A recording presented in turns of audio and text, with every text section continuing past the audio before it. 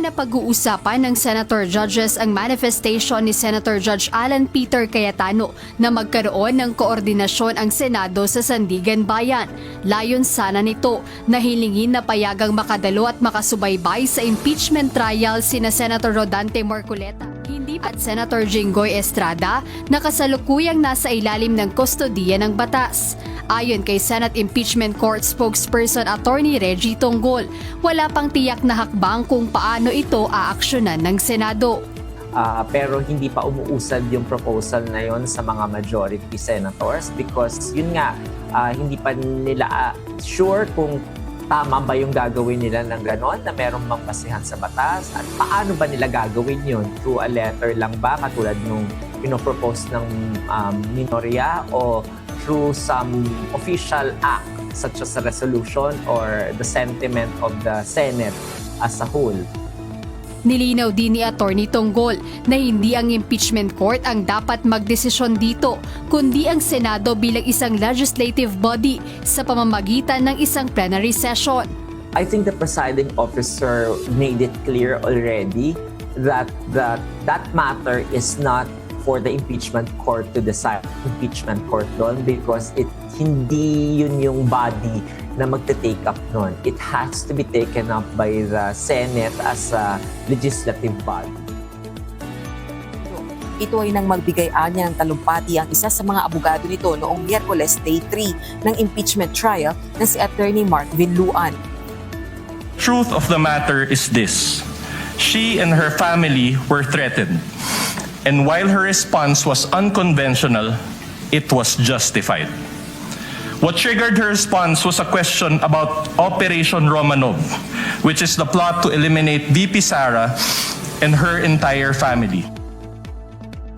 Inaasahang sa susunod na linggo, magpapatuloy ang paglilitis kay Vice President Sara Duterte. Nakatakdang humarap na testigo ng prosecution sa Lunes, July 13, si Attorney Jeremy Lotok, Regional Director ng National Bureau of Investigation.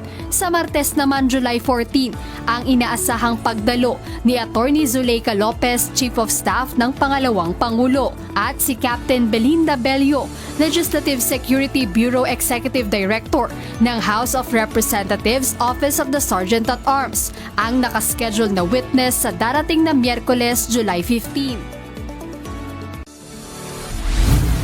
Lumalabas base sa mga pananaliksik, pag-aaral ng mga Filipino political scientists, may impluwensya ang Malacanang dito. May indikasyon na posibleng iniimpluwensyahan ng Malacanang ang impeachment trial kay Vice President Sara Duterte. Ito ay kahit pa pinabulaanan na ni Palace Press Officer Undersecretary Claire Castro na nakikialam ang palasyo sa paglilitis laban sa Vice Presidente. Ayon sa political analyst na si Professor Dennis Coronacion, mapapansin naman ito sa nagiging kilos ng mga senador at ng ibang mga personalidad. Sa pagkilos ng mga mga senador, mga salitaan ng Malacanang, kasama na rin ombudsman, kung i-connect the dots natin, mukhang meron. At saka kung isasama natin yung motibo, yung disenyo, mukhang sila ay nag-uusap-usap at may influensyang ng Malacanang na tingin ko ginagamit sa pagdedesisyon ng mga lawmakers natin. Maaari umanong nagagamit ang flood control projects anomaly upang magkaroon ng magandang pag-usad ng impeachment trial. Pwedeng gamitin niya ang Malacanang doon sa mga involved, yung mga implicated sa flood control project. Ayon kay Professor Coronacion, sa unang 3 araw, kapansin-pansin ang mabagal na pag-usad ng impeachment trial ni VP Sara. Hindi anya ito ang inaasahan ng publiko. Rerepasuhin ng PNP Criminal Investigation and Detection Group ang latag ng seguridad para kay Senator Rodante Marcoleta sa loob ng PNP General Hospital.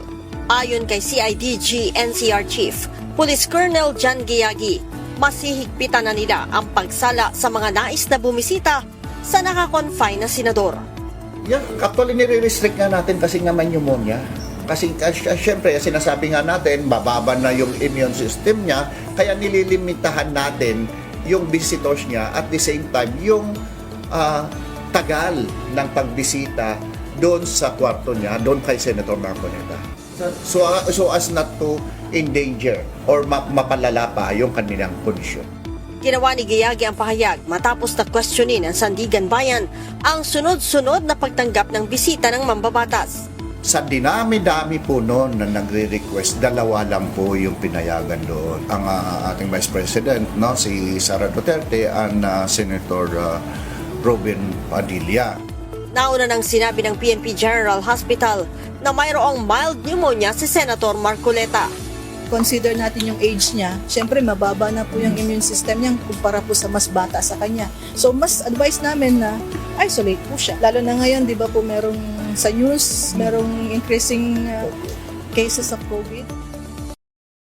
Dito sa ating latest satellite image, huli nating namataan itong si Bagyong Inday sa layong 520 kilometers northeast ng Itbayat, Batanes. May lakas ito ng hangin malapit sa mata na umaabot ng 140 kilometers per hour at pagbugso o yung biglaang paglakas ng hangin ito malapit sa eyewall o mata na umaabot naman ng 170 kilometers per hour.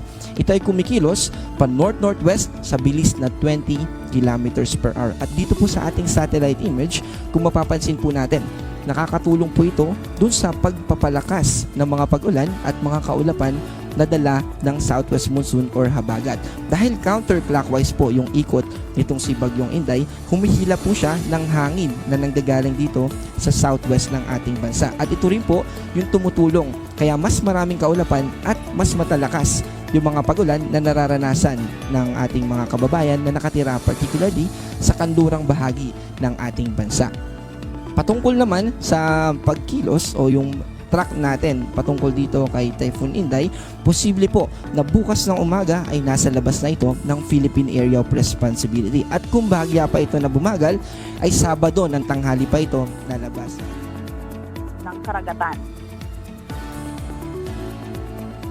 Sa Calayan, Cagayan, nagpatupad na ng preemptive evacuation ang lokal na pamahalaan bilang pag-iingat sa posibleng epekto ng Typhoon Inday. Patuloy din ang pagmamonitor ng MDRRMO sa mga barangay habang ipinapaabot ang mga weather advisory sa pamamagitan ng social media at radyo. Sa Batanes naman, hinampas ng malalakas na alon ang Valugan Boulder Beach sa Basco dahil sa epekto ng Typhoon Inday at pinaiigting na habagat. Abala naman ang mga tauhan ng Bureau of Fire Protection sa Uyogan Fire Station sa paglalagay ng mga sako-sakong buhangin sa mga bubungan ng bahay upang dagdagan ang bigat at maiwasang tangayin ng malalakas na hangin dahil sa bagyo. Nag-evacuate ang mga residente sa Barangay Rojas District, Quezon City matapos bumuhos ang malakas na ulan dala ng habagat kanina tanghali. Karamihan sa mga nagsilika sa tinalagang evacuation center ng barangay ay mga bata, matatanda at buntis. Dala nila ang ilang mga damit at kagamitan. Naglaan naman ng modular tent sa mga kawani ng barangay para sa mas maayos na kalalagyan ng mga residente. Mahigit pa sa 6 na metro ang taas ng tubig baha sa maraming lugar sa Guangxi at Zhejiang Province sa China matapos manalasa ang Typhoon Maisak. Nagmistulan ng dagat ang mga syudad sa mga nasabing probinsya. Sa videong ito ng isang rescue worker, kalibel na ng traffic light sa kalsada ang taas ng tubig.